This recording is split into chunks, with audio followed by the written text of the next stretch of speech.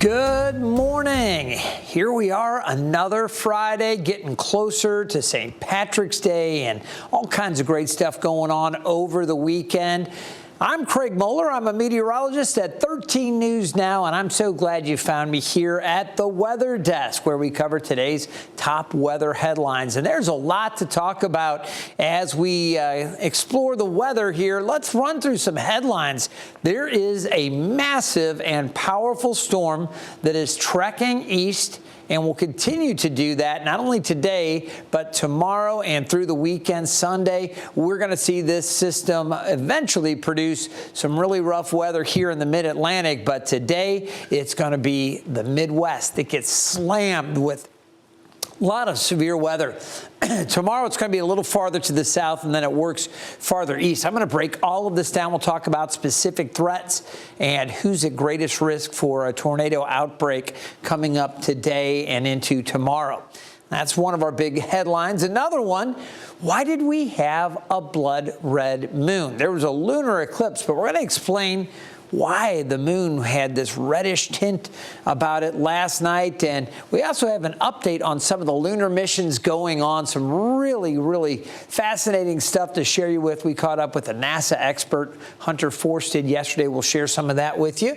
And then we're going to talk cherry blossoms. We go from a red moon to cherry blossoms in D.C. and around the world. Right now, the blossoms are coming to just beautiful, beautiful bloom in Tokyo, and they're really reaching their peak in the next couple of weeks in D.C. We've got an update on that and how you can check out cherry blossoms right here in Hampton Roads. And then we've got the big Shamrock Sports Fest weekend. If you or someone you know is running in the half marathon or the full marathon on Sunday, you definitely want to point them to this edition of the Weather Desk. Of course, it will live on the 13 News Now Plus app. We also post it up on YouTube so folks can come back and take a look at our Weather Desk updates. So if you've got somebody that's running on this, I'll have some important information regarding the winds and what you can expect as we get into the race weekend. So a lot to break down. Right now, though, we're going to start off with kind of the big picture. Look at this. More rain early this morning working on to the West Coast. They're going to deal with more flooding rain there. Big, powerful system. We've got an area of low pressure tracking across the central U.S. And really, millions of Americans are bracing for either the torrential rain from this system or more of the wind. You can see this system is impacting and will impact nearly all corners of the country. The flood threat right now is over Southern California. It's forced people to evacuate once again. Nearly a dozen states facing fire danger with high winds and dry conditions. And the Midwest, as I mentioned, bracing for possible tornadoes. ABC's Zoreen Shah has more details. We have 5 or 6 trees down. We have tarps spread out. Carports that have a vinyl top have been ripped off. We don't see damage to homes, but we see wires down. It was only an EF0, the lowest level tornado, but it downed trees and utility poles in the city of Pico Rivera. This is based upon the survey of the damage that we had seen extend over a 1 mile path length with a width of approximately 80 yards. In other parts of Southern California, heavy rains triggered water rescues. First responders in San Juan Capistrano rescuing a driver whose vehicle had been washed into a rushing creek. And there were mudslides in Orange County. Our Los Angeles station KBC's Jessica DeNova on the scene. What's going on here, you can see behind me, the water levels rose because of the heavy rain, and you can see that tree right there. If that is submerged underwater and you are walking or even driving across it, you can't see it if it's submerged underwater. In the burn-scarred areas of Altadena and Pacific Palisades, an even greater fear of mudslides, where the scorched soil just cannot absorb the rain. You see some of the preps here, homes that have boards and sandbags laid in front, and all of this water and mud that's rushing down this street. Along Pacific Coast Highway, 100 homeowners told to evacuate. ABC's Alex Stone is there. And they had sandbags, they put up tarps on hillsides and whatnot. Blizzard conditions in the San Bernardino Mountains, several inches of snow coming down. The powerful cross-country storm that battered Southern California moving into the Midwest and Northeast this weekend. And ahead of it, record heat, up to 35 degrees above normal. Zoreen Shah, ABC News Los Angeles. All right, Zoreen, thank you for that update. We're going to take a look at where the storm system is. As I mentioned, there's another system that is producing all of this additional rain, and it will create some flooding issues out in California. But what I really want to draw your attention to now is this storm system that is working east through the central U.S. When I put the fronts on here, you can see the cold front carving down through Texas. It is pushing eastward, and it's going to be this area in the warm sector of this system that is going to be most likely to deal with really intense storms later today and potential for severe weather. I'll also just quickly note here in the mid-Atlantic, again, folks all around the country and all around the world are able to check out the weather desk, and I know we've got viewers from all over the place, but a lot of our viewers are right here in our home markets in the mid-Atlantic. We have a marine layer here. We're on the chilly side of this cold front. That's why we have the northeast winds, and that's why we've seen the clouds kind of hanging in right now. As this front lifts, the winds are going to shift, and we've got a surge of warmer air coming before we get our shot at severe weather coming up later in the weekend. So I'll explain all of that. But with this low pressure and this warm front lifting through the north central U.S., this is the area that is primed for the volatility and all of the rough weather coming later today. Now, I'm going to start off before we get to the severe weather outlook with wind alerts. These areas shaded in pink from southern parts of South Dakota across Nebraska, eastern Colorado, western Kansas, down through New Mexico, Texas, and Oklahoma, parts of Kansas, and even western and southwest Missouri, all under high wind warnings. So that low pressure system out ahead of it, the winds are really, really powerful, cranking up from the south. On the backside of the system, the winds are wrapping around, and you're going to have these winds kind of shifting with elevation as that front comes through. There's going to be some shear, and that's why we are concerned with the severe weather threat later today. As you look, this area shaded in red, that is the 4th level. We take a look, and there are 5 different levels of severe storms that the Storm Prediction Center puts out. They put out general thunderstorms, but when they get into the severe weather outlook, the first level is this level we call level 1 or marginal risk. That yellow is level 2, slight risk. Now, I will tell you, when we have a slight risk here in Hampton Roads, we typically see a watch going up. You know, we'll say, okay, we'll probably get a thunderstorm watch or tornado watch or whatever.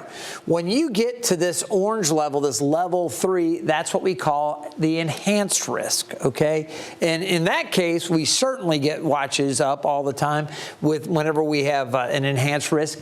And that's when we look for those storms. Now, we always are mindful. We are always looking for storms. But I'd say anytime you get into yellow, you can bank on a handful of strong to severe storms. And once you get into this 3rd tier, enhanced, expect thunderstorms to be strong to severe. You're going to get numerous warnings, typically when we see this area shaded in orange. Again, we term it numerous thunderstorms.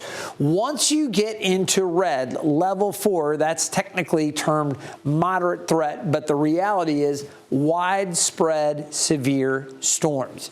And that's going to be the case from southern Iowa through most of Illinois, certainly areas south of Chicago. Chicago's under the level 3, but you come south back into Springfield and some of the areas farther south, certainly through St. Louis and back down through the Boot Heel, Cape Girardeau, all the way down through Memphis. This is the area where we have this level 4 threat. This does include the University of Missouri and Columbia, Missouri.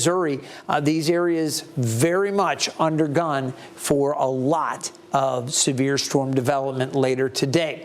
Now, we're not only talking about the threat of general severe thunderstorms in this part of the country. I mentioned those winds kind of changing and the wind shear that is going to take place. Well, there's also a very great tornado threat in this part of the country, and I want to show you that. Again, this area where we get the hashtags or the hash lines, this says, hey, these areas really, really need to be very much aware of what's going on. Chances for tornadoes, pretty slim in this outer area in green. Once you get into this area shaded in brown, there's a 5% chance of a tornado within 25 miles of any given point. You get into the yellow area, that jumps up to 10 and 15% from St. Louis down through Memphis. So again, this area, southern Illinois, southeastern Missouri through the St. Louis metro area and down through Memphis. These areas really basically almost to Louisville. Well, Louisville's back over here, but my point is these major metropolitan areas in the Midwest, they need to be very, very weather aware. If you have friends or family back in this part of the country, or if you're tuning in from those areas, you need to be able to check in with a local, trusted weather source of information and make sure you stay weather aware. We've got a lot of great Tegna companies. That's our parent company here at 13 News Now. We're part of the Tegna family, and we've got some great properties, Memphis and Louisville and back into St. Louis. You want to make sure that you tune in with those local forecasters for updates and that you get push alerts sent to your phone with that tornadic risk. All right, that's for today. Let's go ahead and look ahead to tomorrow. You can see that shift to the east with the greatest chances for strong to severe storms. And again, where we break down the chances for hail or wind or tornadoes that I just showed you, we only do that day of. Day two, we don't put out the convective outlooks specific to tornadoes. I will tell you there will be the risk of additional tornadoes, though, in this area as that system works eastward for tomorrow. Notice that level 4 area from Louisiana across southern parts of Mississippi, Alabama, much of Alabama under that level 4 threat. So widespread severe storms, numerous to widespread severe storms all the way through Atlanta, up across Tennessee, and back out through Louisiana. This whole area is going to continue to shift east. Now, it is going to change a little bit by the time it gets to our area. Right now, we just are in a level 2 threat here in the mid-Atlantic, and that extends from southern parts of Pennsylvania up around, say, Philadelphia and southern New Jersey, back through Delaware, Maryland, Baltimore, D.C., Virginia, North Carolina, down through South Carolina, Georgia, and North Florida. Again, a level 2 threat. And that's our entire 13 News Now viewing area, with the exception being Dare County, the Outer Banks and mainland Dare, just under a level 1 threat. But the bottom line is Sunday night, we're going to see this front come through, and it's going to produce a lot of wind. That we're very confident of, and then potentially some runoff issues with heavy rains as well. Take a look at our severe storms forecast, and we are issuing a weather impact alert here in the mid-Atlantic, specific to northeast North Carolina and southeast Virginia in our viewing area for Sunday evening. So this is March 16th, Sunday evening. Numerous strong to severe storms will be possible, so you need to stay close to the forecast. That is the when, the impact, and the need with this round of strong to severe storms coming up Sunday evening. All right, as I mentioned, the primary threats for Hampton Roads will be damaging winds. Hail and tornadoes at this point appear to be a little lower, but we could bump this up depending on how things come together with the line as it gets closer to our area. Street flooding also a concern with some of that heavier rain as it works through the region. This is something, again, we're still 48 hours out from Hampton Roads, so it's going to be the Midwest that gets it today, and they will deal with tornadoes, as I mentioned, back across parts of Missouri and Illinois, down towards Memphis, those areas. They are going to have a greater tornadic threat. As we look forward to Sunday, that threat should be down a little bit, but we may modify this, so that's why it is so important that you continue to check back. Really want you to take that seriously. Now, as far as the flooding threat, you can see we don't have to worry about anything today, and really tomorrow we're in good shape as well. We start to see that level 1 threat for flash flooding out over the mountains in western Virginia, but it's going to be Sunday, and especially late Sunday evening, that we have our threat right here. Now, I want to show you how this plays out with our futurecast, and you can see through the day tomorrow, and I'm just showing you this weekend. Saturday, we're looking pretty good. Temperatures warming up, low to mid-70s. Note the cooler conditions, Cape Charles, Accomack, and at the ocean front. I do think you come inland even a little bit, and you get none of that ocean influence once you get farther inland. That's where you find the temperatures jumping up. But right along the beach, where there's still a little bit of an onshore flow, it'll be cooler thanks to those water temperatures in the mid-40s. So that's why you see that number so different from everybody else. Most of us will be up in the lower 70s, lower to mid-70s. As we get into Sunday, a few showers maybe down to the south late Saturday, but it's going to be Sunday that we really need to pay close attention to the radar. As you can see, Sunday morning looks good, midday looks good on Sunday. It is going to be windy, and I'll talk about wind strength here and wind speeds in just a moment. But what I wanted to show you with this is the development of those storms later Sunday afternoon, initially off to the west and to the southwest. And then as that front gets closer, we're going to see more development out ahead of it and the potential for strong to severe storms as we go into Sunday evening. So this is the area where we could have some very powerful gusty winds, outflow from these storms. There could be a few rotating cells, something we'll be watching for. But as it goes right now, we're looking pretty good. All right, I want you to take a look at our sky view. This is the Thompson Creek Window Company sky view, and you look at that sky and it looks pretty flat, pretty gray, kind of gloomy out there. I gotta tell you, early this morning, if we would have had clear skies, you would have had the chance to look up at the night sky and take in the really magnificent side of our moon. The sun and the earth aligning, causing our moon to turn red.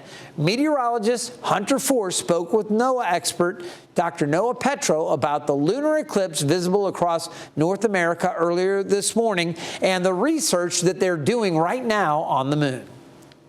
What happens during this alignment that gives us the lunar eclipse? Yeah, lunar eclipses are wonderful opportunities to remind ourselves of geometry, right? When you have that alignment, Earth, Moon, Sun. And so what happens is the Earth actually passes between the Moon and the Sun. And when the Moon is completely in the Earth's shadow, it turns that beautiful rusty red orange color. That is the projection of every sunrise and every sunset that's happening at that moment onto the lunar surface. So when you see the Moon turn that red color, think to yourself that it's our atmosphere that is causing that red color on the surface of the moon. Just the same way we have red sunrises and sunsets. That's why we have a red blood moon. NASA also has a mission that's orbiting the moon right now that's taking incredibly detailed images and data of our nearest neighbor for almost 16 years. What have we learned from LRO about our moon? Yeah, so LRO was launched in 2009 to create a high-resolution atlas of the moon. We never anticipated that the mission would last this long. So what we've done is not only map the entirety of the moon, but we're also looking back at places that we've imaged 10 years ago. We're actually able to detect changes to the lunar surface. So not only are we creating this high-resolution atlas, we're creating a high-resolution atlas of change, of how the moon is evolving underneath our feet. This is an exciting time to be studying the moon with LRO and NASA's initiative, working with private companies to deliver NASA cargo to the moon. What are you most excited for in this new era of lunar exploration? And we're living through that right now. In the last week and a half, we've had 2 missions land at the surface of the moon. One, Blue Ghost Mission 1 and Mare Crisium in an area just here. And we've had the Intuitive Machines 2 lander head to the South Pole. Now, both missions carried NASA payloads, and so for the first time since Apollo, we've had instruments working on the surface of the moon while we have spacecraft orbiting around, understanding the environment that those instruments are working on. So we're able to do things with our data from the moon that really we couldn't have understood or comprehended 15, 20 years ago. Where can our viewers learn more about our moon and how to view this eclipse? All right, so the best place to start is to go to science.nasa.gov/moon, and from there you'll learn more about the eclipse, more about our plans for future exploration and what we're doing at the surface of the moon and in orbit around the moon right now. And as always, you can follow us at NASA Moon on your favorite social media platforms and learn more about what we're doing with some fun animated GIFs and videos and more insight into the things that we're doing at the moon. So cool. I love that. And again, if hopefully you've been enjoying all of this that we've been sharing a lot with you here on the Weather Desk. We talk about obviously weather here on Earth, but also we explore science topics like the lunar exploration and some of the different things that have been going on. And we have such an amazing opportunity here in Southeast Virginia. We're very closely tied to a lot of the NASA things going on. We have NASA Langley. We have the Wallops launch facility. So we are always carefully tracking everything going on in space, and we'll continue to share more and more as this is such an exciting time in lunar exploration. I think about the Artemis program and eventually missions to Mars. How cool will that be? We're going to go ahead and set up things on the moon and then think about taking that next step going forward to Mars. Pretty cool. All right. Well, it's right now gray and gloomy out there, but I also want to talk to you about something that may brighten your day a little bit, and we're talking about an early flowering variety of cherry blossoms that are already on display in Tokyo. This video came out yesterday. Look at how gorgeous those cherry blossoms are. Many locals and tourists pose for pictures, obviously. How do you pass that up? So beautiful. Under these trees, all covered pink and white flowers. The cherry blossom season was set to kick off next Friday, March 21st. But according to Japanese local media, warm weather in late March is also accelerating the blooming activity across Japan. Now, here in the United States, our nation's capital is getting ready for cherry blossoms, too. The National Park Service says small green buds already are appearing on the cherry trees along the tidal basin in D.C. That's the first of 6 stages on the way to peak bloom, which is expected from March 28th through the 31st. So hopefully we'll have some beautiful weather. If you haven't taken the time to go up there, it's definitely worth the trip. It is just so cool to check out those gorgeous cherry blossoms up in D.C. Now, if you can't get up to D.C., you can also check out cherry blossoms in Virginia Beach. The Cherry Blossom Festival events start March 29th at Red Wing Park. There will be garden tours, cultural performances, and martial arts demonstrations. So a lot of really cool stuff going on up there. And I do want to talk to you a little bit about the weekend weather. Again, it's cool right now, 46. We've got those overcast conditions, but maybe you want to get away, get up to D.C. You can see as we look ahead this weekend, Saturday looks pretty good up there. It is going to be overcast, 62. Sunday, chances for some thunderstorms. We're going to see the chances for storms here as well late Sunday. Richmond, those storms getting started a little bit earlier. Again, much warmer if you're headed there. Charlottesville, 61 Saturday, storms on Sunday. And the Outer Banks, maybe still a little fog early on Saturday morning, but they should eventually get a little warmer. I do think there could be some cooler areas like Virginia Beach. We talked about that, and maybe the Eastern Shore. But where we get that south wind, the wind's coming around, that's going to crack that marine layer, and we will warm things up. Sunday, it will be very windy along the Outer Banks, which brings us to Hampton Roads. So Saturday, things looking pretty good. Sunday, chances for storms. I want to remind you right now, we've been talking about the outlook for this upcoming weekend. We've talked all this week about severe weather awareness, and the topic for today is outdoor weather safety. It's really important that you stay weather aware this weekend. We have the Shamrock Sports Fest weekend coming up.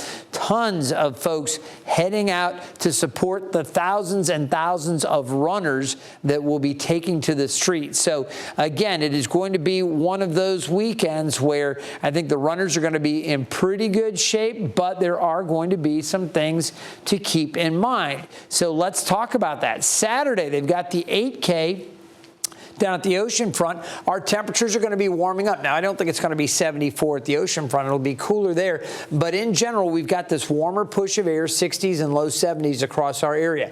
Increasing amounts of sunshine. We will see some clouds in the morning, but we should see more sunshine and obviously much warmer. Saturday's weather looks pretty good. On Sunday, we've got those chances for storms late. This will not impact the races, okay? The races Sunday morning, the half marathon and the marathon will be good in terms of storm chances. That won't happen until later in the day.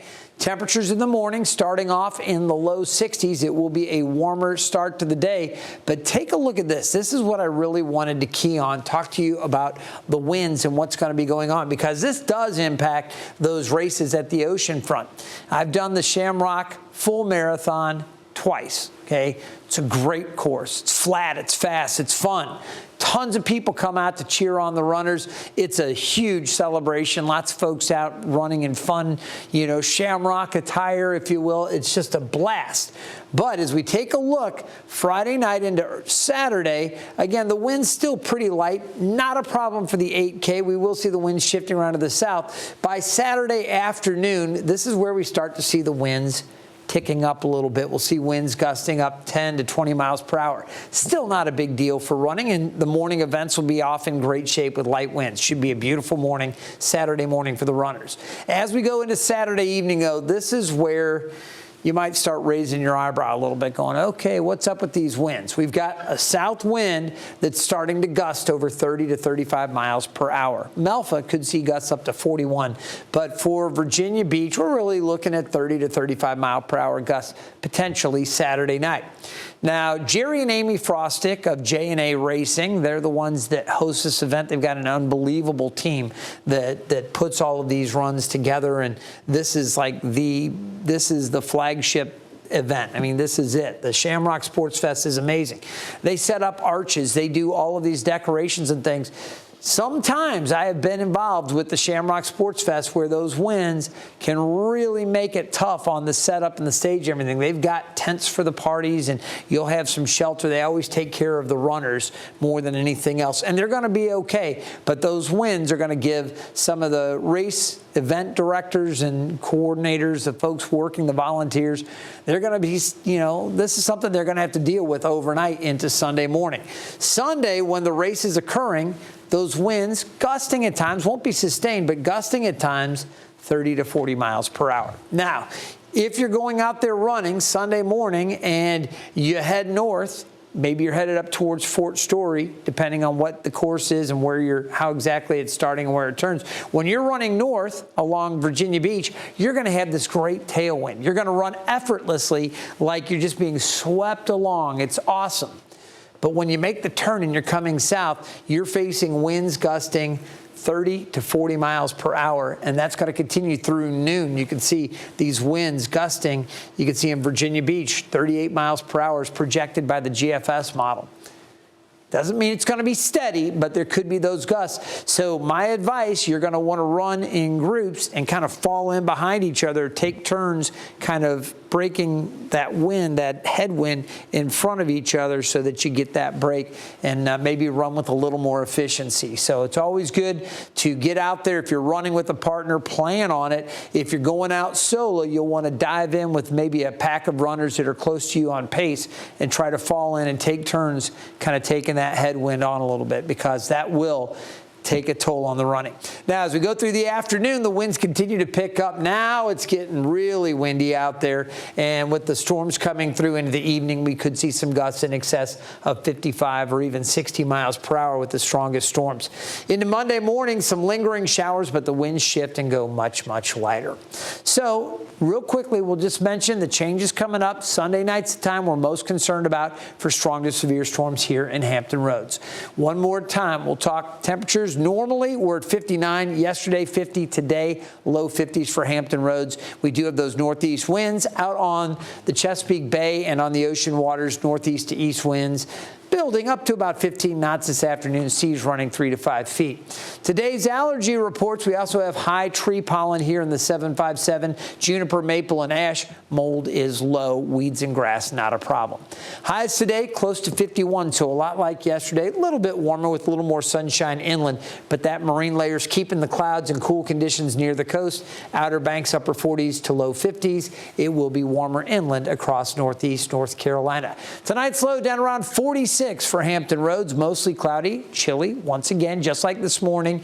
And then tomorrow up to the lower to mid 70s. I think areas along the coast will be cooler, but increasing amounts of sunshine. It becomes breezy late in the day with those winds gusting, I think late afternoon and evening up over 20 miles per hour. 7-day forecast Sunday. This is our time right here that I'm most concerned with those stronger storms coming through. Our team here at 13 News Now will work to keep Hampton Roads fully updated on that. Into Monday morning, St. Patrick's Day, some showers early, but more sunshine and clearing later. Sunshine coming up Tuesday and Wednesday, and another chance for a few isolated showers on Thursday. Hopefully you've enjoyed this edition of the Weather Desk. I want to remind you can find me on social media when you search Craig Moeller on Facebook, Instagram at Craig Moeller TV, and on X, 13 Craig Moeller. Best way to stay in touch with our forecast and our radar is to download the 13 News Now mobile app. It's just got everything right there at your fingertips. You'll get push alerts out for warnings in your area. It's a great resource to have when severe weather threatens. Well, I hope you've enjoyed this edition of the Weather Desk. We made it to the weekend, and the weekend's going to be interesting. Again, for those of you that may be viewing or know folks in the Midwest, today they've got to take this severe weather threat very seriously, especially eastern Missouri down through southern Illinois, western parts of Tennessee, Kentucky. These areas need to be watching this very, very carefully. Chances for tornadoes there. It shifts farther east and south for tomorrow, and then here in Hampton Roads on Sunday, we're going to be looking for severe storms by Sunday evening. We'll keep you posted each and every Monday through Friday around 9 o'clock right here from the Weather Desk. Have a great weekend.